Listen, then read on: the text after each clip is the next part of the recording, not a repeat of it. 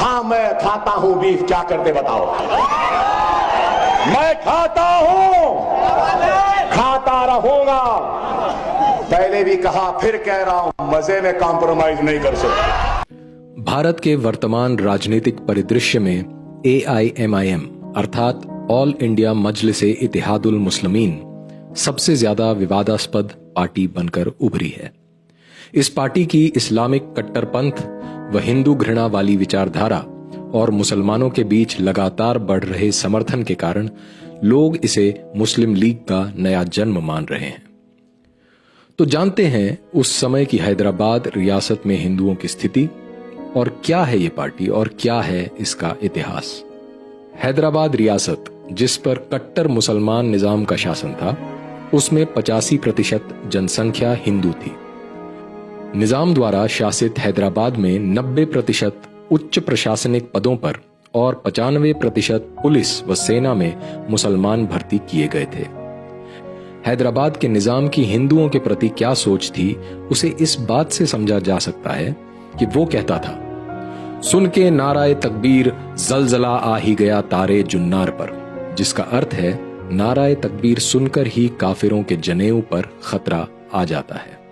हैदराबाद रियासत से अन्य संस्कृतियों को समाप्त करने और रियासत का इस्लामीकरण करने के अपने उद्देश्य को पूर्ण करने के लिए निजाम ने इस क्षेत्र में बोले जाने वाली तेलुगु और मराठी भाषाओं पर बहुत से प्रतिबंध लगा दिए थे और इनके स्थान पर उर्दू को थोपा जाता था।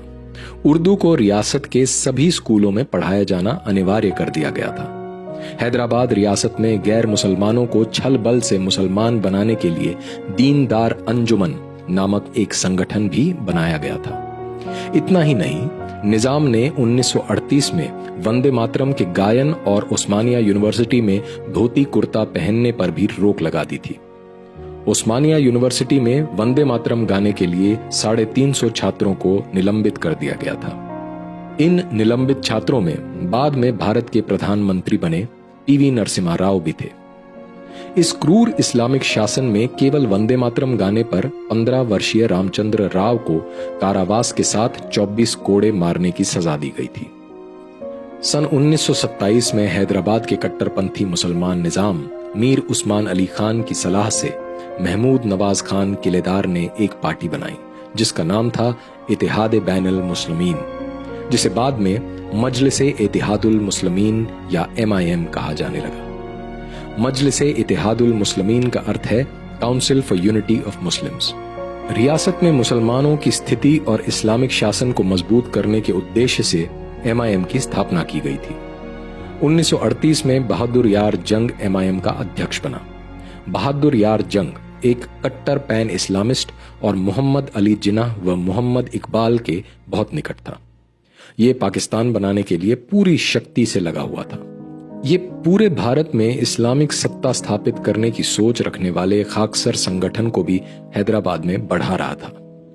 बहादुर यार जंग की कट्टरपंथी और आक्रामक नीतियों के कारण MIM हैदराबाद और उसके आसपास के इलाकों के मुसलमानों के बीच बहुत लोकप्रिय होने लगी थी। जंग ने केवल 3 साल में 24,000 हिंदुओं का धर्म परिवर्तन करवाकर मुसलमान बना दिया था। इसके इन सब कार्यों के लिए मुसलमानों द्वारा इसे कैद मिल्लत अर्थात मुसलमान कौम का नेता की उपाधि भी दी गई थी।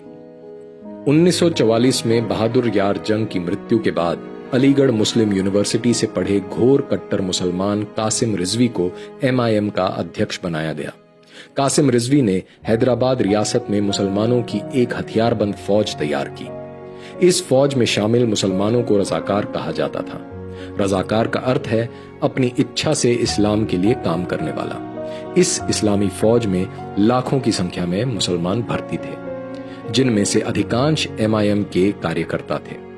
कासिम रिजवी ने रजाकारों को हथियारों का प्रशिक्षण देने के लिए 52 ट्रेनिंग सेंटर भी शुरू किए थे। अपने कुख्यात वेपन्स वीक भाषण में कासिम रिजवी ने घोषणा करते हुए कहा था, हैदराबाद एक इस्लामिक राज्य है। इस अधिराज्य में यानी भारत अधिराज्य में 4 करोड़ 50 लाख मुसलमान हैं जो इस्लाम का झंडा बुलंद करने के लिए हमारी ओर देख रहे हैं। इस्लाम की सर्वोच्चता स्थापित करने के लिए हम मुसलमानों को एक हाथ में कुरान और दूसरे हाथ में तलवार लेकर दुश्मनों को काटते हुए आगे बढ़ना है। आगे हिंदुओं का उपहास करते हुए कासिम रिजवी कहता है, हिंदू जो कि काफिर हैं, पत्थर और बंदरों की पूजा करते हैं, धर्म के नाम पर गौमूत्र और गोबर खाते हैं और हर तरह से असभ्य हैं, वे हम पर राज्य करना चाहते हैं, लेकिन वे शासन करने में सक्षम नहीं हैं। कासिम रिजवी अक्सर कहता था, हैदराबाद में हम मुसलमान भले ही कम हैं, लेकिन हमारे निजाम ने यहां 200 साल राज किया है। इसका एक ही मतलब है कि हम मुसलमान सिर्फ राज करने के लिए ही बने हैं, और देखना एक दिन ऐसा भी आएगा जब मुसलमान इस पूरे देश पर राज करेंगे। 10 जून 1948 को कासिम रिजवी ने कहा, हम मुसलमान महमूद गजनवी और बाबर की औलादे हैं, हम लाल किले पर आसफजाही झंडा लहराएंगे। जब मोहम्मद अली जिन्नाह के नेतृत्व में मुस्लिम लीग भारत को तोड़कर मुसलमानों के लिए एक अलग देश पाकिस्तान बनाने की मांग कर रही थी, तब MIM और निजाम ने मुस्लिम लीग को हर संभव सहायता प्रदान की। द्वितीय विश्व युद्ध के बाद जब ब्रिटिश सरकार ने रियासतों के सामने भारत या पाकिस्तान में से किसी एक में विलय या स्वतंत्र रहने का विकल्प रखा, तो MIM और हैदराबाद के निजाम ने पाकिस्तान का पक्ष लिया। उनका मानना था कि या तो हैदराबाद एक स्वतंत्र रियासत बनकर रहे जिसका शासन इस्लामिक कानून अर्थात शरिया के अनुसार चले, या ईस्ट पाकिस्तान और वेस्ट पाकिस्तान की तर्ज पर हैदराबाद रियासत को साउथ पाकिस्तान घोषित कर उसका विलय पाकिस्तान में कर दिया जाए। चूंकि हैदराबाद रियासत की 85% आबादी हिंदू थी, तो MIM के लिए हैदराबाद का पाकिस्तान में विलय कराना आसान नहीं था। इसलिए निजाम और MIM ने पूरे भारत से मुसलमानों को हैदराबाद आकर बसने के लिए आमंत्रित किया। हैदराबाद रियासत में रह रहे हिंदुओं के लिए स्थिति अब बद से बदतर हो गई। इन मुसलमान रजाकारों ने हैदराबाद रियासत में रहने वाले हिंदुओं पर भयंकर अत्याचार करना शुरू कर दिया। रिकॉर्डेड आंकड़ों के अनुसार रजाकारों ने 1431 गांवों पर हमला कर हजारों घरों को जला दिया, 921 लोगों की हत्याएं की, 1150 महिलाओं का बलात्कार किया और 10 करोड़ 30 लाख रुपए की संपत्ति की लूट की। लेकिन वास्तव में ये आंकड़े इससे कहीं अधिक होंगे, क्योंकि वाडलाकोंडा के पास हुई एक घटना में ही 9 गांवों को जलाकर राख में बदल दिया गया था। हजारों हिंदू पुरुषों एवं महिलाओं की हत्या बलात्कार किए गए और सैकड़ों घरों व अनाज के गोदामों को लूटकर आग लगा दी गई थी। एक हिंदू अधिकारी के अनुसार, हमलों के बाद मेरे स्टाफ के अधिकारियों और रजाकारों द्वारा इकट्ठा किए कानों के कुंडल, मंगलसूत्र और नाक के आभूषण जो कि खून से सने होते थे, उनके द्वारा आपस में बांट लिया जाता था।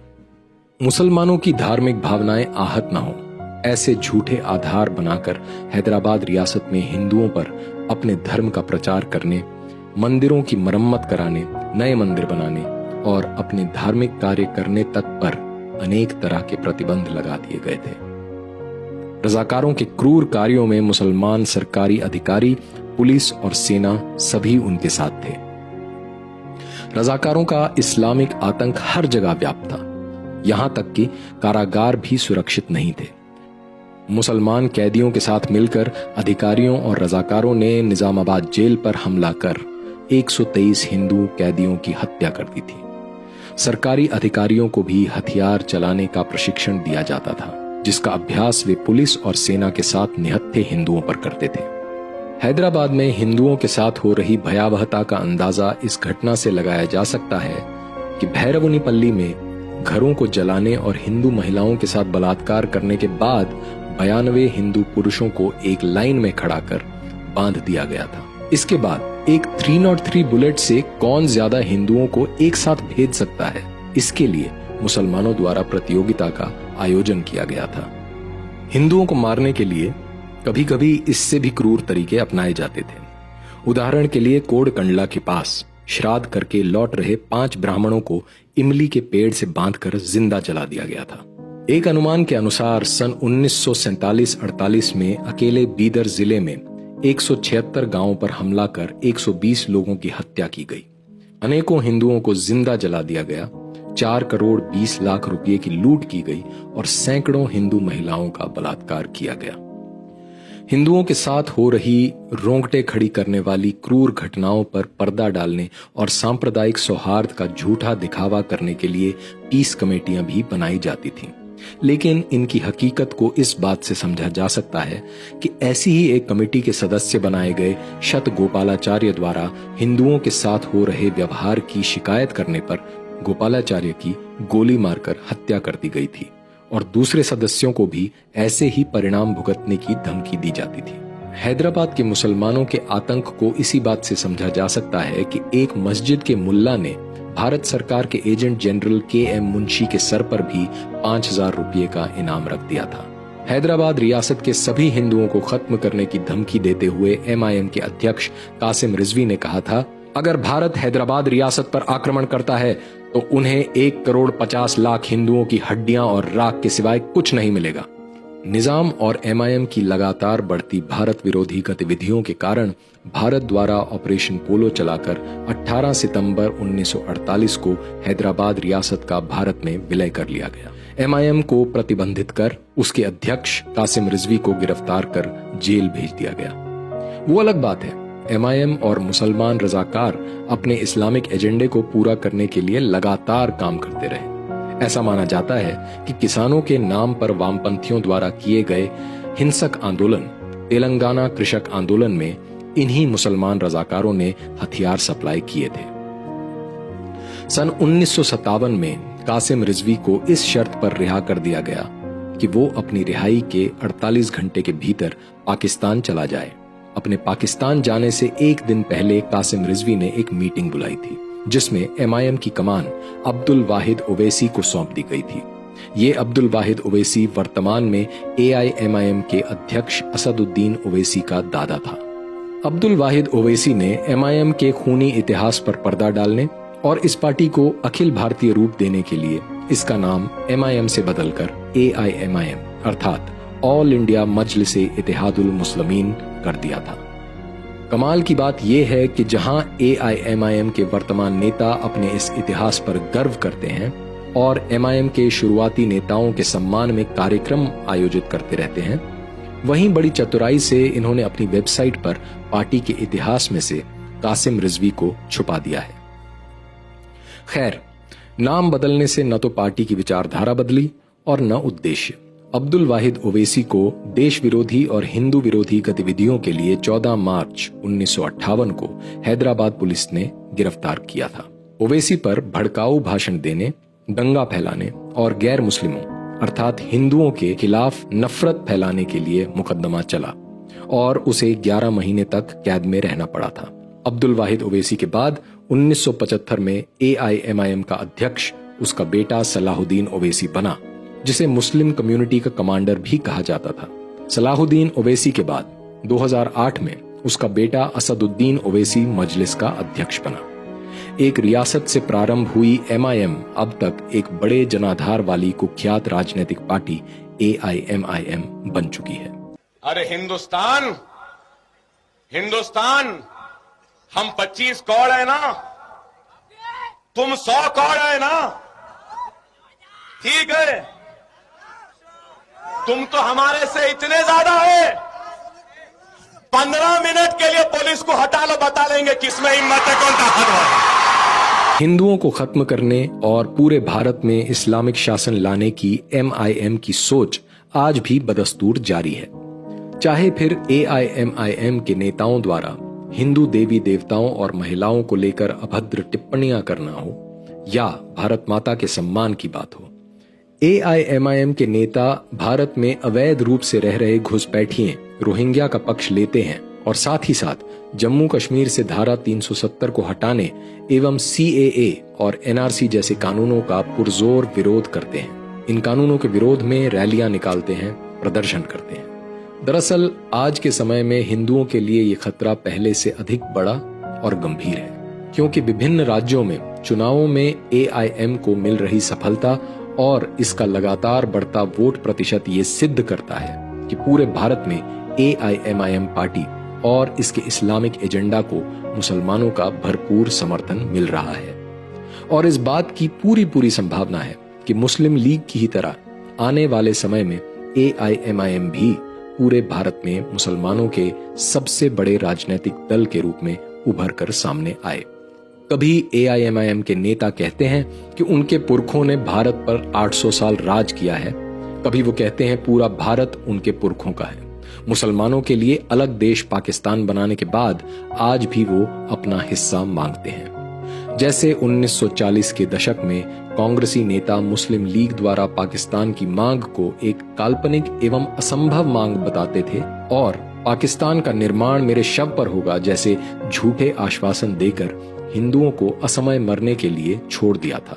पाकिस्तान भी बना और इस तरह के आश्वासन देने वाले नेता जीवित भी रहे और मृत्यु को प्राप्त हुए ऐसे नेताओं पर विश्वास करने वाले निर्दोष हिंदू। आज भी देश उसी दौर से गुजर रहा है जहां हिंदू अपनी सुरक्षा के लिए उन नेताओं और दलों पर आस लगाए बैठे हैं जो खुद को हिंदू बोलने से भी डरते हैं और धर्मनिरपेक्षता का दिखावा कर हिंदुओं को असामयिक मृत्यु की ओर धकेल रहे हैं। अगर हिंदू अपने परिवार और अपने धर्म की सुरक्षा चाहता है तो उसे इन झूठे राजनीतिक दलों और संगठनों पर निर्भर रहने की बजाय अपनी सुरक्षा का दायित्व अपने हाथों में लेकर शत्रु को उसकी भाषा में उत्तर देना चाहिए। वैसे भी शताब्दियों से चल रहे इस संघर्ष में हिंदू धर्म और समाज को अपूर्णनीय क्षति उठानी पड़ रही है। अतः अब हिंदू समाज को इस संघर्ष को परिणाम तक पहुंचाकर हो रही इस हानि को हमेशा के लिए रोक देना चाहिए।